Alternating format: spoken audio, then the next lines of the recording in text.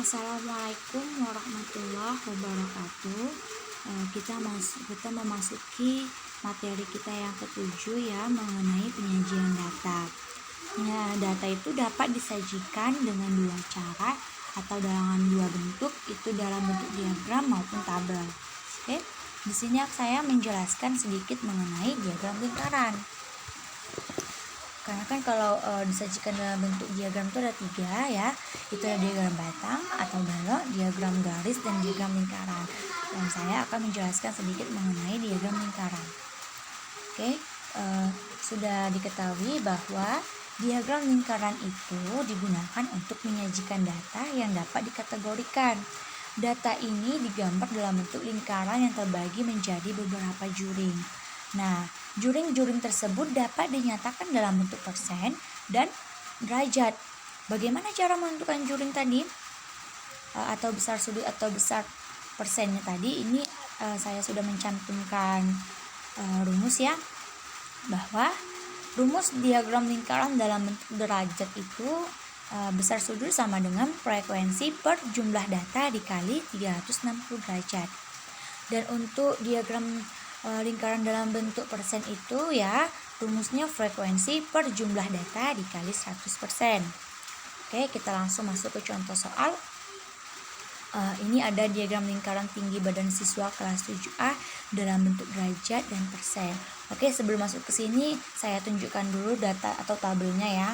Nah, ini dia. Tabel tinggi badan siswa kelas 7A dalam bentuk cm. 135 itu frekuensinya atau datanya tuh 5 orang, Yang 136 6 orang, 137 cm 10 orang, 138 cm itu 5 orang, 139 cm banyaknya itu 4 orang, maka jumlah seluruh siswanya itu 30 orang ya. Oke. Langsung masuk untuk besar sudut tinggi 130 cm tadi yang pertama. Udah ada rumusnya, frekuensi untuk tinggi 135 cm per jumlah data dikali 360 derajat. Langsung substitusikan frekuensinya tadi untuk yang 135 cm tadi 5 orang kan, jumlah datanya 30, maka 5 per 30 dikali 360 derajat itu hasilnya 60 derajat. Begitu seterusnya, dapat dilihat ya di contoh yang sudah saya berikan. Maka sudah mendapat hasilnya, langsunglah membuat lingkaran seperti yang saya buat. Itu terbagi dari beberapa juring ya. Dapat hasilnya 137 cm itu 120 derajat. Ini bisa dibuat lah, maksudnya juring-juring dalam lingkaran ini dapat dibuat menggunakan busur. 120 derajat, 60 derajat, 48 derajat sampai 70 derajat seperti itu, oke? Masuk yang kedua, diagram lingkaran tinggi badan siswa kelas 7A dalam bentuk persen. Sama, rumusnya sama, hanya dikali 100% gitu ya.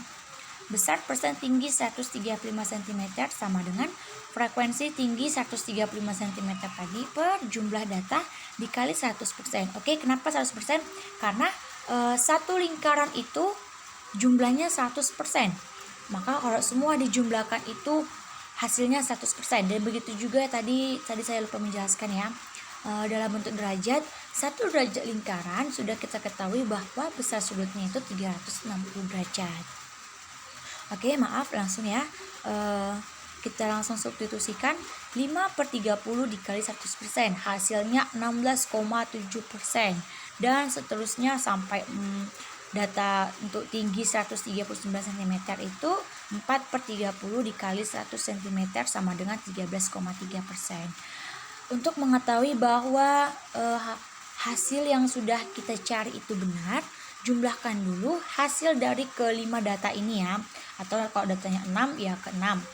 Intinya jumlahkan dahulu semua data yang telah kita cari. 16,7% ditambah 20% ditambah 33% ditambah 16,7% ditambah 13,3%, itu hasilnya harus 100%. Baru bisa dikatakan bahwa data yang kita buat itu benar. Oke, terima kasih. Sedikit materi dari saya. Wassalamualaikum warahmatullahi wabarakatuh.